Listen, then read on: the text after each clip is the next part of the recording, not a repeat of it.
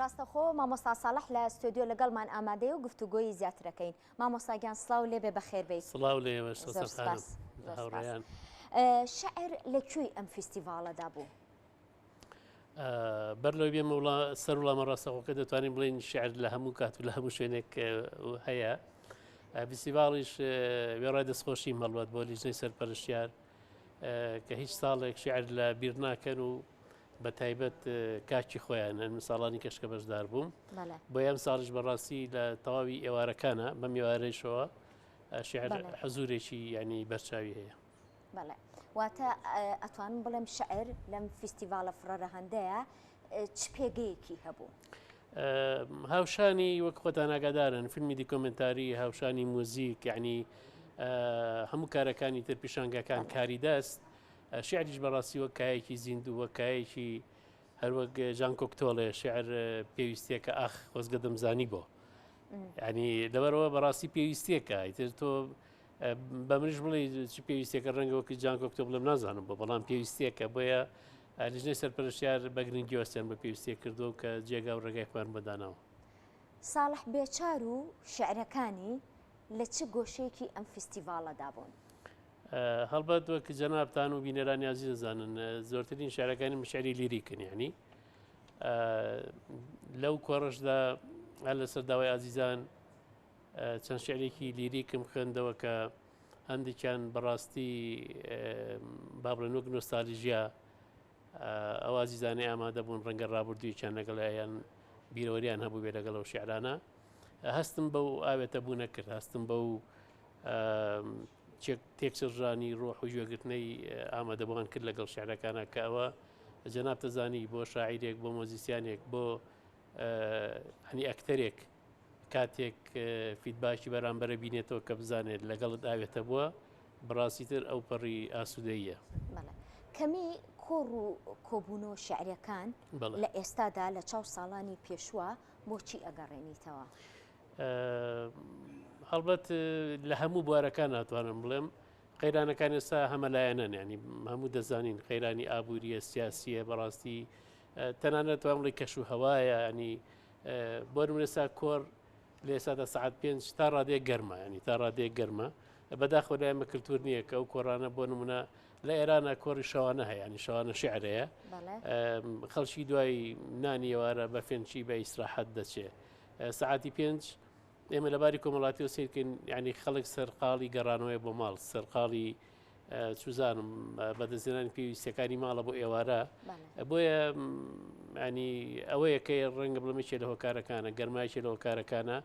وە لە سەر مشانە بەڕاستی نیگەرانی بێتاقەتی خەڵک لە کۆی کارەکان ینی دنیای سەردەم دنیایکی پڕ جەنجاڵیە سۆسناقانم جەناب دەزانی ماتریال وای کردووە ینی حاڵەتە ڕۆحیەکان شتە پێویستی ڕۆحەکان تا ڕادەیەک پاشەخشیان کردووە بەڵام دوجایشەوە شەرکاری ئەرچی نووسەران و هونەرمەندان و ئەوانەیە کە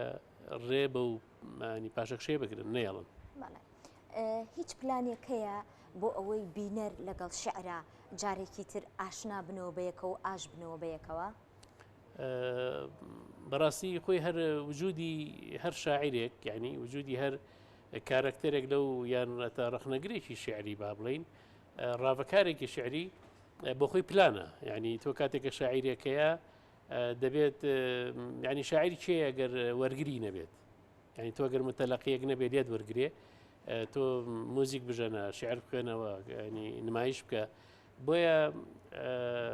بوونی شاعیر یەکسانە بە بەوانی وەرگر بوانی من گەشتبینم بەڕاستی بەرامبەر بە دەنا زۆر جار ئەو کارە ساتە بۆ بوارەکانی کەش سینەما کە هەمیشە با بڵین بە بەراورد بە ژانرەکانی تر پڕ بینەرتر بووە پڕیانی خەڵک ئامادەتر بووە بەڵام ئێستا دەمینێ و پاشەکشی سینەماشی گرتوتەوە دەنا لە هەشتاکانەوە من بیرمە هەمیشە باس کراوە شعر بۆ نمونە ڕۆژگاری بەسەر شۆ بەرە کۆتایی بەڵام نا ینی شعر ئەگەر شعر بوو بەڕاستی لە هەموو کات و شوێنەکانی زەمن بڕە زەمن نەناسە بۆیە من گەشتبینم و بە تایبەتی کۆمەڵە گەنج و لاو لەم سەردەمەیە لە سەراستی کوردستان بەگشتی و سلێمانی و دەوروبەر بە تایبەتی بەڕاستی کۆمەڵە مژدەی جوان بەڕێوەن ینی جاری وایە خەفەتی وا خەڵێ ترسم من فریان نەکەم تامانە بنە گوڵێکی ئابنە ناوە دەنگ و ڕەنگیشی ینی بەرچاو بەڕێزن سەسان خانم. بەڵێ کاک ساڵح لەم فستیڤالەدا ئاستی فرۆشتنی کتێبە شێعریەکان و بەرەو پێشچوونی ئەو کەسانەی کە هاتوون بۆ فستیڤالەکە چۆنە بینیت؟ بڵێ ئەوەشیان با هەر لێوە دەست پێ بکەین سەوزان خانم ئەبینیت لە دنیاە لە مێژە زاراوەی یان با بڵێن ئەو تعریفی مەرجی کاغەز ڕاگەێنراوە ئەین کە بەداخەوە ینی مەرجی کاغەز دنیای مەجازی ینی دیجیتال دنیای سوۆشال میدیا ینی کارێکی کردووە مەسەن ئەو کەسە گەر کتێبێکی پیدیفی بە بێ بەرامبەر یا بە نرخێکی ڕەمزی دەستکەوێ ڕەنگە ئامادە نەبێ بچێت مەسەلەن هەر تا زۆر جار کاتیشی بەوەی بچێت بۆ کتێبخانەیە یەکچەند کتێبخانەیە بگەڕێ و دواتریش لە ڕووی فیزیکیەوە بیرن نەچیانی زۆری کتێب جێگا و ڕێگایی دەوێت لە ماڵە ئەو کەسە ڕەنگە بتوانێت لە ئایپادەکەی هەزاران کتێبی هەبێ بەڵام هەزاران کتێبە لە ماڵە ینی ژوور و چەند ژووری ئەوێ ینی ئەمانە بۆ خۆیان سەبەبن بۆ یەک بە بڕای من کتێبی ژەبێت لە مۆدووە ینی پلان هەبێت لە چۆنەتی چاپکردنی لە نرخی لە دابشکردنی زۆر ئاساییە کتێبی ژۆ خۆراکێکی ڕۆحی و فکری بەڕاستی بیر لە گەیاندنی بکرێتەوە وەک دیلیڤەری ینی بەڕاستی ینی ئەبێ پلان هەبێت دەنا کتێب ئەمڕۆ بەڕاستی وەزعی باش نییە من خۆم سەردانی پیشانگەکانم کردووە کە بڵێن یەم فستیڤالە ئەبینی هەم خەڵکی کەم بێ تەمان لە خەڵکەکەش کەمتر کڕیارەکەیە بۆ بەداخەوە بەشەکانیش کە من ئەوەی تێبینیم کرد باشکرانە نووسراوە داشکان هەمیشە خەڵک خوێنەر فێرە لە ئەو بۆنانەیە بەڕاستی چاوی لە داشکاندنە خۆش نییە بپرسێ ینی بۆ بنووسێ داشکان وەرە و کەسە بۆ خۆی ڕەنگە بزانێت چیەکات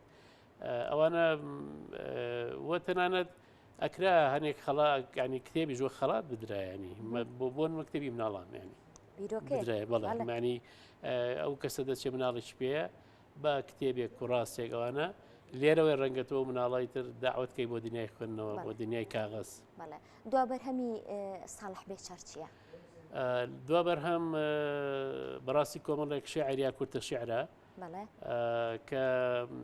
ئەمڕۆ زیاتر سەردەمی و کورتە شێعرانەشە بەڵامی تر نازارم کەی و چۆن بەداخەوە قسەیە زۆر ناخۆش بووە ینی نەبوونی سپۆنسەر شوێنی پەیوەندیدار نییە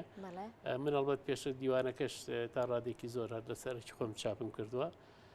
بۆیە ئەگە سپۆنسەر هەبێت کورد دەڵێ لە بەیانی زووتر نییە من کتێبەکەم ئامادەیە کورتە شعر یا شعری جۆرێک لە هایکو جۆرێک لە پەیامە شعری کورت و ئیتر یاریکردن بە وشە و با بڵێن زاراوسازی شوێنێک کەسێک لایەنێک دەستگایە کە بێت من لێرە سپاس گوزارم. سپاس بۆ تۆش کە ئەمڕۆ ئامادە بووی لەگەڵمانە هیوای سەرکەوتنە سپاس بۆیەوە تەمەەن درێژ بیت بە بەرنامەکەتان بە کورساتی هەمیشە ئازیزی هەمووان زۆر سپاس بۆ بەڕێزی سەس بەخێر بێی سەرچاوان قوربانت.